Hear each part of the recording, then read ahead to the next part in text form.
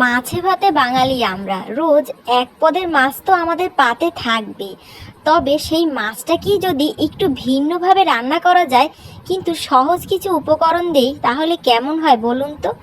আজকের রেসিপিটাও কিন্তু তেমন একটা রেসিপি। খুব সহজ কিছু উপকরণ দিয়ে রান্না করব তেল কই এই রেসিপিটি। আশা করি আপনাদের ভালো লাগবে। তো চলুন ঝটপট দেখে নিই।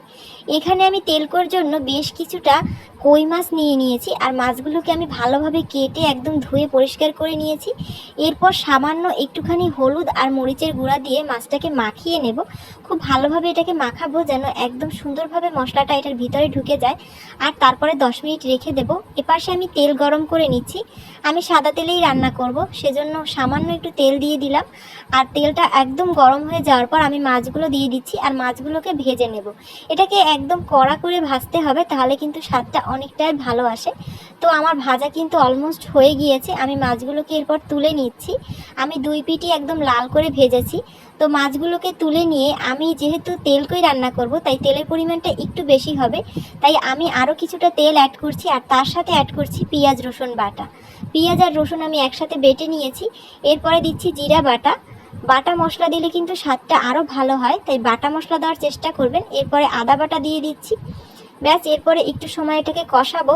এটাকে একটু বেশি সময় ধরে কষাবেন যেন এটার একটা কাঁচা ভাব সেটা চলে যায়। এরপরে দিয়ে দিচ্ছি হলুদ, মরিচ আর ধনিয়ার গুঁড়া। এটা দিয়েও আরও বেশ কিছু সময় এটাকে কষাতে হবে। অবশ্যই মশলাটাকে ভালোভাবে কষানোর চেষ্টা করবেন। আর আমি এখানে স্বাদ মতো লবণ দিয়ে দিচ্ছি। এরপরে কষানো অলমোস্ট হয়ে গিয়েছে, দেখতেই পাচ্ছেন তেলটা একটু উপরে উঠে এসেছে। এই পর্যায়ে কিন্তু আমি এখানে পানি অ্যাড করব ঝোলের জন্য। তো আমি এখানে পানি অ্যাড করে দিচ্ছি। ঝোলের পরিমাণ আপনারা যেমন রাখবেন সেই অনুপাতে পানি এখানে অ্যাড করবেন। তো পানি দেওয়ার পর আমি মাছগুলোকে দিয়ে দেব, যে মাছগুলো আমি ভেজে রেখেছিলাম। তো মাছগুলোকে আমি দিয়ে দিচ্ছি। এগুলোকে খুব সাবধানে দিয়ে দেবেন, আর এটাকে একটু নেড়েচেড়ে এটার সাথে মিশিয়ে দেবেন। ব্যাস, এরপরে আর কি, এটা ফুটে গেলেই কিন্তু আমার তেল কই তৈরি। সামান্য একটু চিনি ছড়িয়ে দিচ্ছি স্বাদটাকে আরেকটু বাড়ানোর জন্য, আর 2-4টা কাঁচামরিচ ফালি করে রেখেছিলাম সেটাও দিয়ে দিলাম। ব্যাস, আমার তেল কই একদম তৈরি। গরম ভাতের সাথে এই তেল কইটা কিন্তু অসাধারণ লাগে। আশা করি এই ইউনিক ধরনের রান্নাটা আপনাদের ভালো লেগেছে। সামান্য কিছু মশলা দিয়েই কিন্তু আমি একটু ভিন্ন স্বাদের এই মাছের রেসিপিটি করে ফেললাম, যেটা আপনার মুখের স্বাদ বদলাতে অনেকটাই হেল্প করবে। আজ এ পর্যন্তই। আবার খুব জলদি একটা মজাদার রেসিপি নিয়ে হাজির হয়ে যাব। এই রেসিপিটি ভালো লাগলে অবশ্যই একটা লাইক দিবেন, আমার চ্যানেলটি সাবস্ক্রাইব করবেন। আল্লাহ হাফেজ।